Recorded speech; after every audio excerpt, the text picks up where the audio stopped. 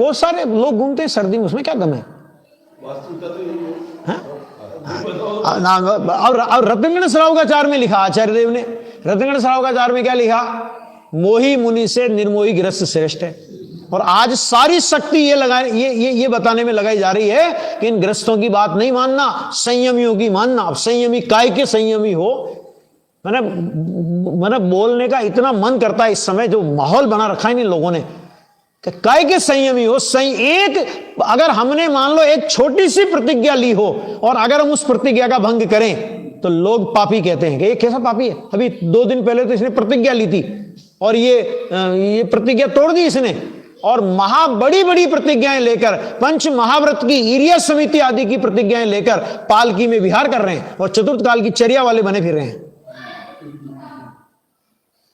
जाना चाहिए ना मैटर लोगों के पास। ये पालकी मैंने कौन सी समिति पली, कौन सी तुम्हारी ईर्या समिति पली और कौन सी तुम्हारा अहिंसा महाव्रत पला? और जैन दर्शन ये कहता है 28 में से एक भी जाएगा तो लौकिक गणित तो कहेगी 27 बचेंगे, और जैन गणित कहेगी 28 में से एक भी गया तो 0 बचेगा। क्यों? क्योंकि ये मूल गुण है, ये मूल गुण है। और फिर उसमें भी बड़े नाज के साथ बोल रहे हैं बाबा जी कि हमारे गुरु जी तो चौथे काल की चर्या का पालन करते हैं, कुंद आचार्य की चर्या का पालन करते हैं। आज मैंने उनके वीडियो पे कमेंट से लिखा, प्रश्न लिखा, मैंने कहा इनका जवाब दो कि कुंद आचार्य के किस ग्रंथ में मुनि को डोली विहार करने की अनुमति दी गई है, पालकी में विहार करने की अनुमति दी गई है? किस ग्रंथ में लिखा है? बताइए मेरे को, है ना? क्यों जैन दर्शन का मखौल उड़ा रहे हो? नहीं सत्ता है तो कपड़े पहन लो, क्या तकलीफ है? गलती से अगर मान लो ले लिया नियम और नहीं पल रहा है। जिनवाणी ये कहती है, भगवती आराधना में लिखा, विजयोदयी टीका में क्या लिखा? उन्होंने लिखा अगर नेत्र बल और जंगा बल इस योग्य नहीं रहे कि खड़े होकर के आड़ ले सकें, शोध करके आड़ ले सकें, माना नेत्र बल और जंगा बल अगर खत्म हो जाए या मुनि पद के योग्य नहीं रहे, समाधि ले लेना चाहिए।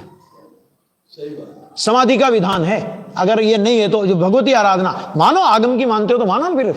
और ऐसी कौन सी तुमको देना कर्जा कर रखा है कि नहीं साहब उनको तो डोली में विहार करके भी जाना है? अरे तबीयत खराब है तो बैठ जाओ एक जगह। ये नहीं करेंगे और ले देके कांजी स्वामी ने ऐसा किया, कांजी स्वामी ने ऐसा किया। कांजी स्वामी ने जैन धर्म को बचा लिया। अगर कांजी स्वामी नहीं होते ना तो अन्य मत में और जैन मत में आज कोई अंतर नहीं रहता। हाँ, प्रभावना हो रही है ना। जैन मन मुनि दशा की हत्या करके प्रभावना हो रही है ना? मुनि दशा की हत्या है। ईर्या समिति, अहिंसा महाव्रत सब तुमने उड़ा दिए, मुनि दशा की हत्या करके अब कौन सी प्रभावना कर रहे हो? ये नक्की करो भाई, समझना पड़ेगा, बोलना पड़ेगा। अभी चुप रहने का अब समय नहीं है।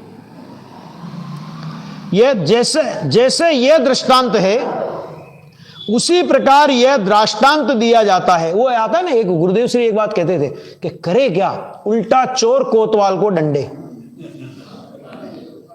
तो फिर क्या, ऐसा क्यों हुआ? ऐसा क्यों हुआ कि उल्टा चोर कोतवाल को डंडे? उन्होंने कहा चोर बहुत ज्यादा हो गए, कोतवाल अकेला रह गया बेचारा। तो चोरों ने मिलकर ठोक दिया कोतवाल को। ऐसी हालत हो रही है अभी, तो ये हालत है। हाँ? प्राचीन प्रतिमाओं की प्रशस्तियां रात में मिटा देंगे। मतलब कि शर्म करने योग्य कृत्य हैं इन लोगों के। इस जगत में जो चैतन्यता है वह जिसका ज्ञान दर्शन गुण से परिपूर्ण, अब देखना सुनना जरा, बहुत बढ़िया। ज्ञान दर्शन, पहले क्या था? ज्ञान गुण से परिपूर्ण एक द्रव्य, दर्शन गुण से परिपूर्ण एक द्रव्य। अब लिखा यहां पे देखो, अब क्या लिया कि इस जगत में जो चैतन्यता है वह जिसका ज्ञान दर्शन गुण से परिपूर्ण, ज्ञान दर्शन गुण से परिपूर्ण एक, और पर के अपोहन स्वरूप अर्थात त्याग स्वरूप स्वभाव है। क्या मतलब इसका? भाई साहब, आत्मा ने किसी परद्रव्य को ग्रहण किया ही नहीं। वस्तु रूप से आत्मा किसी परद्रव्य को ग्रहण नहीं कर सकता। क्यों? क्योंकि आत्मा में त्यागोपादान शून्यत्व नाम की शक्ति है। ठीक है, त्यागोपादान शून्यत्व नाम की शक्ति है आत्मा के अंदर। पर का ग्रहण और पर के त्याग से आत्मा शून्य है, ठीक है ना। मान्यता करता है कि परद्रव्य मेरा है, मान्यता करता है, और पर अथवा इष्ट और अनिष्ट की कल्पना करके राग द्वेष करता है। बस इससे ज्यादा आत्मा की मर्यादा नहीं है, और यह भी अज्ञान दशा में, ठीक है। तो वो कहते हैं तू आत्मा का कैसा है, अपोहन स्वरूप अर्थात त्याग स्वरूप स्वभाव है, ऐसा द्रव्य है। आचार्य कुंद कह रहे हैं